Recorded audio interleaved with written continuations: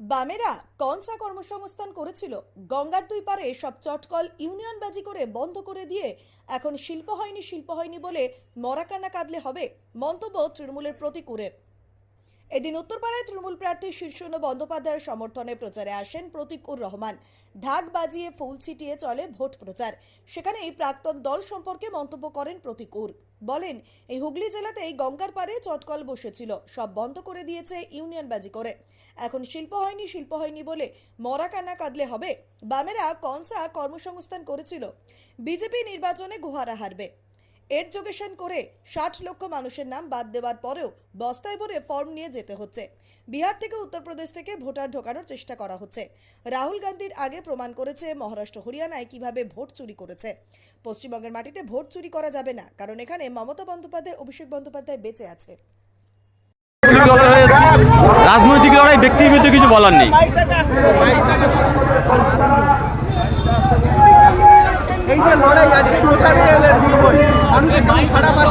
আপনারা ক্যামেরা আছে, আপনাদের বুম আছে, আপনারা দেখুন চারদিকে।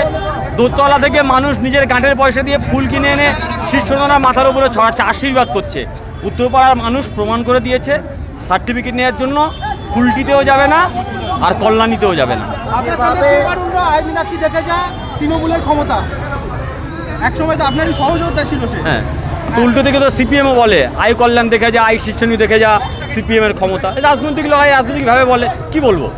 যেভাবে 6 নম্বর ফর্ম জমা করানো হচ্ছে, কোথাও গিয়ে কি বাংলা ডেমোগ্রাফি চেঞ্জ করার চেষ্টা হচ্ছে? বিজেপি নির্বাচন কমিশন ভয় পাচ্ছে, বিজেপিও ভয় পাচ্ছে এই নির্বাচনে গোহারা হারবে। সেজন্য নাম কেটে হয়নি,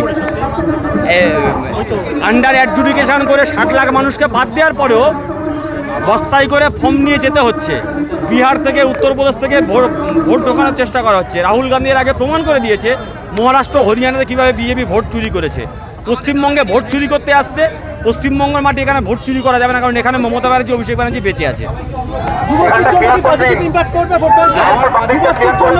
শুধু যুবশ্রী কেন, পশ্চিমবঙ্গের মাটিতে মমতা ব্যানার্জি যুবশ্রী, লক্ষ্মীর ভাণ্ডার, কন্যাশ্রী থেকে যতগুলো উন্নয়নমূলক প্রকল্প করেছে সবগুলো ইম্প্যাক্ট মানুষ তো দেখছে। মানুষ তার দৈনন্দিন জীবনে তার কাজকে দেখছে, কে তার পাশে আছে, কোন সরকার তার পাশে আছে। কর্মসংস্থান করতে পারেনি তৃণমূল, কি বলবেন? আমরা কনসা কর্মসংস্থান করেছিল,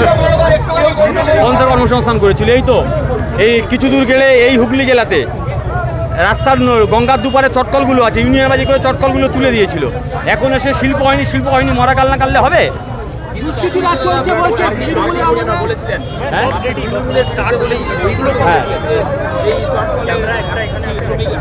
আপনি ছোটবেলায়, আপনি যখন ছোট ছিলেন তখন আপনি আদো গলায় বাবাকে বাবা বলতেন, যখন বড় হয়েছেন তখন বাবাকে স্পষ্ট গলায় বাবা বলেছেন।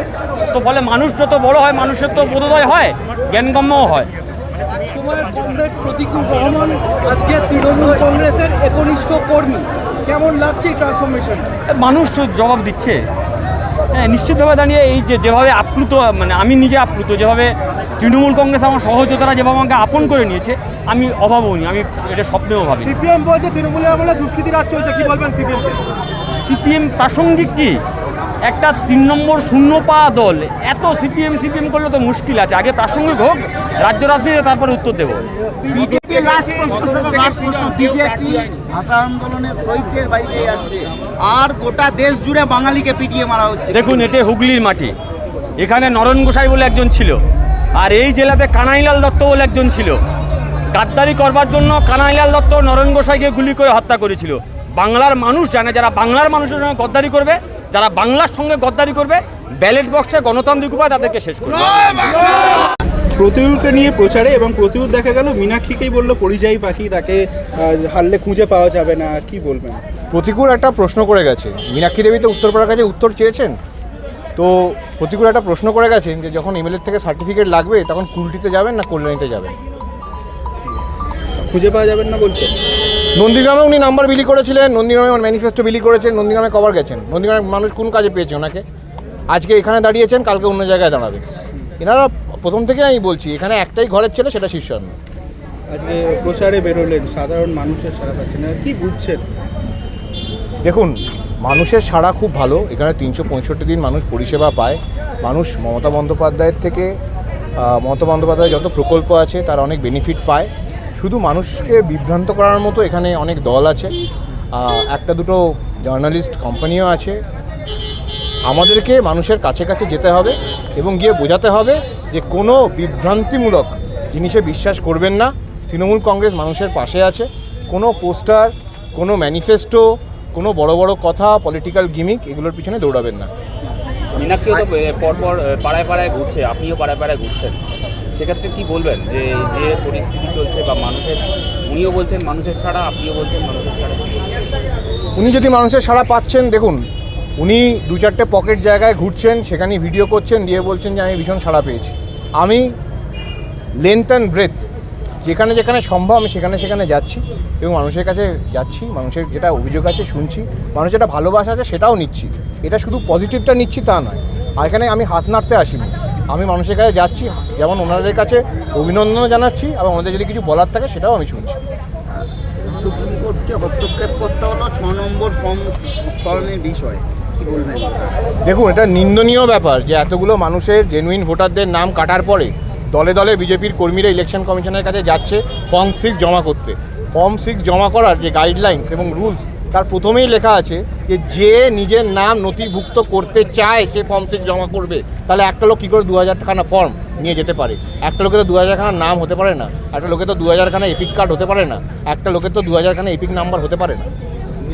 নিয়ে গেলেই তো আর ডিলিটটা উঠে যাবে না। ওনারা আগেও এসব ফর্ম 7 জমা দেওয়ার চেষ্টা করেছিলেন। যখন ফর্ম 7-এর সময় হয়েছিল, আটটিয়া গাড়ির ডিকি ভর্তি করে নিয়ে গেছিলো। বাঁকুড়ার পুলিশ এবং পূর্ব মেদিনীপুরের পুলিশ অ্যারেস্ট করেছে, সিজ করেছে।